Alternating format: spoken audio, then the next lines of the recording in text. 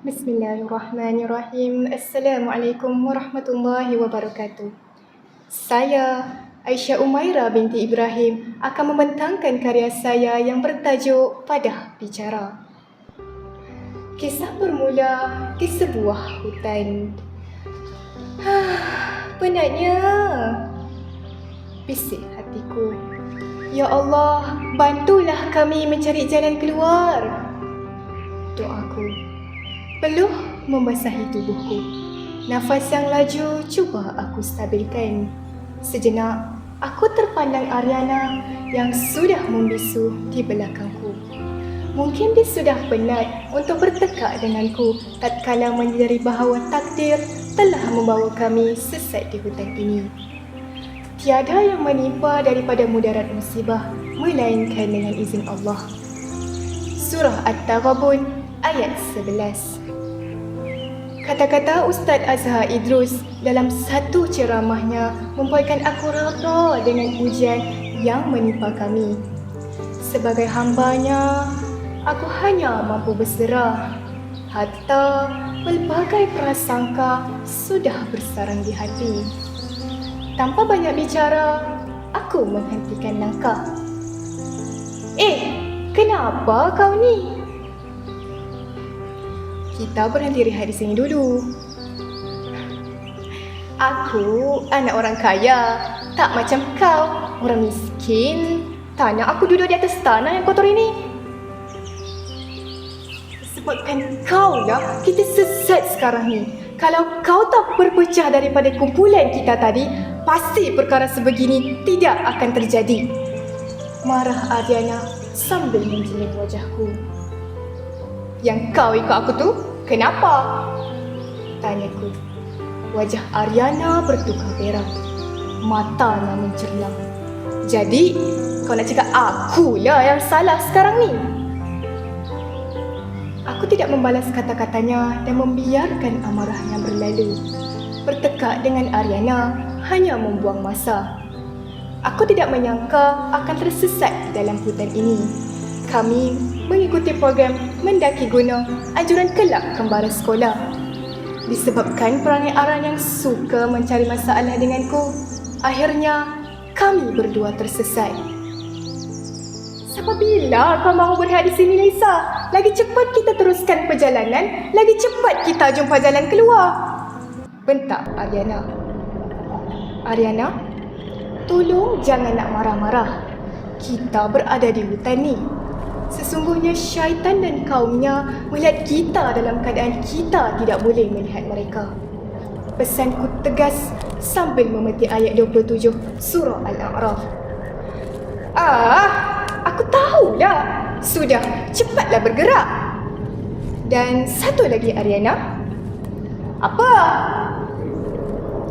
Ariana bertanya sambil memandangku dengan perasaan tidak puas hati.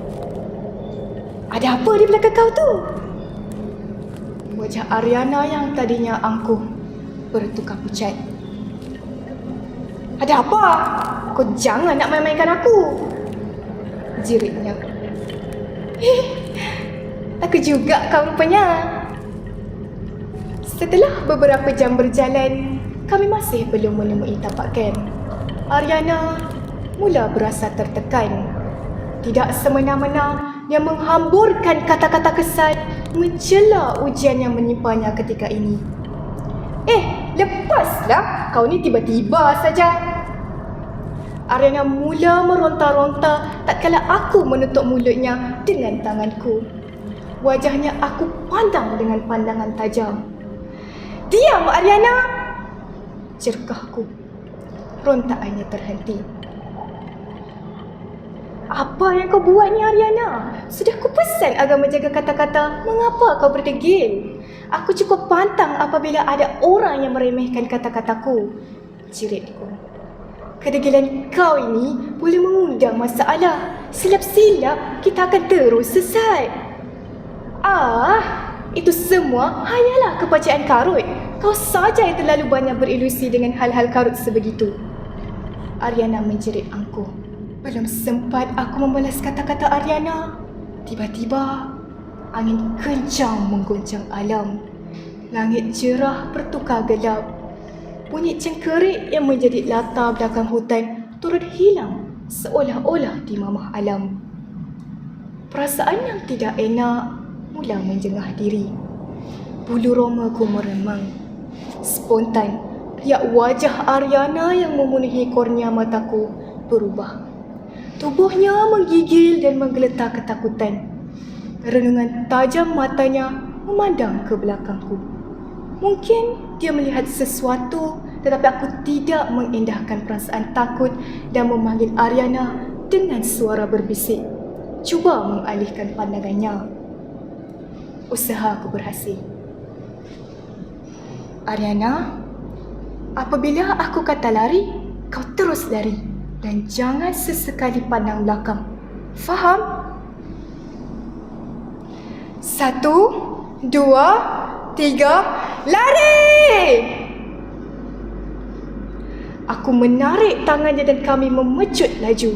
Mulutku terkumat kamit membaca ayat isti'azah dan surah Al-Fatihah yang terlintas di fikiranku. Aku berdoa dan terus berdoa agar Allah Subhanahu Wa Taala membantu kami.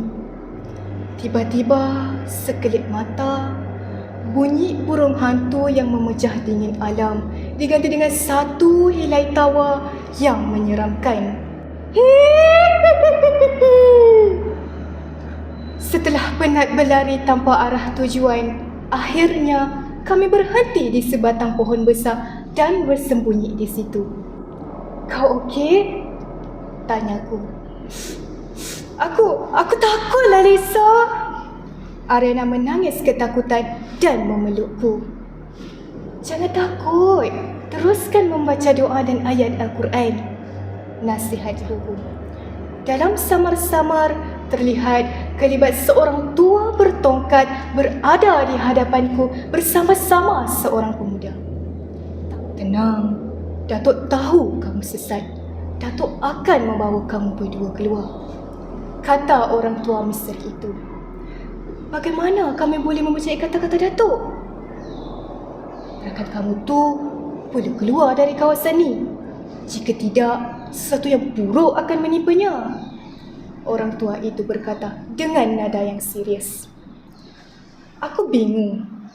Banyak persoalan timbul dalam benak fikiran tetapi tiada satu pun yang terluah. Tanpa berlengah, kami mengikutinya. Sempat dia mengingatkan kami untuk membaca ayat-ayat manzil sebagai pelindung daripada sebarang gangguan. Setelah setengah jam berjalan, hatiku melonjak gembira tatkala melihat kawasan kamp dari jauh. Ucapan syukur tidak henti-henti aku titipkan. Pertolongan Allah Subhanahu Wa Taala datang melalui manusia.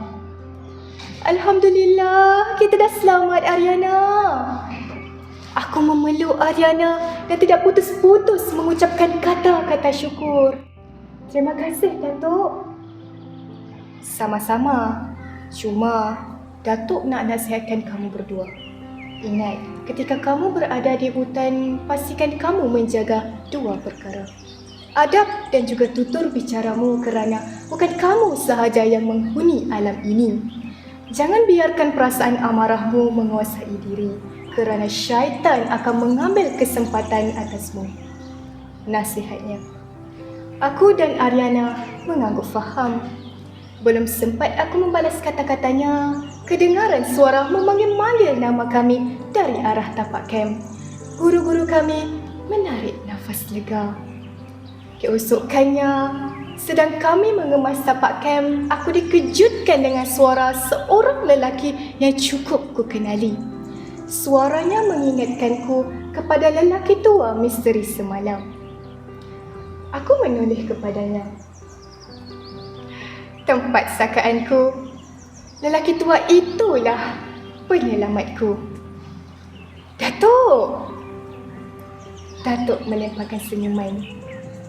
Cerita tamat.